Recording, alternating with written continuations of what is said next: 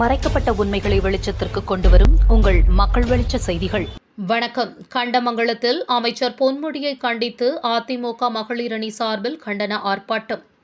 கண்டமங்கலம் வடக்கு மற்றும் தெற்கு ஒன்றிய அதிமுக மகளிர் அணி சார்பில் இந்து மதத்தை இழிவுபடுத்தியும் பெண்களை கொச்சைப்படுத்தி இழிவாக பேசிய திமுக அமைச்சர் பொன்முடி பதவி விலக கோரியும் ஆபாச பேச்சை கண்டித்தும் கண்டன ஆர்ப்பாட்டம் நடந்தது. கண்டமங்கலம் பழைய காவல் நிலையம் அருகில் நடந்த போராட்டத்திற்கு வானூர் தொகுதி எம்எல்ஏ எம் சக்கரபாணி தலைமை தாங்கினார். வடக்கு ஒன்றிய செயலாளர் எல்.கே. கண்ணன், தெற்கு ஒன்றிய செயலாளர் கே. ராமதாஸ், ஒன்றிய மகளிர் அணி செயலாளர்கள் மயிலியம்மாள், ஐயப்பன், கவிதா பாலாஜி ஆகியோர் முன்னிலை வகித்தனர். தலைமை கழக பேச்சாளர் அமுதா கண்டன உரையாற்றினார். ஆர்ப்பாட்டத்தில் அமைச்சர் பொன்முடியின் உருவப்படத்தை மகளிர் அணியினர் செருப்பால் அடித்ததால் பரபரப்பு ஏற்பட்டது.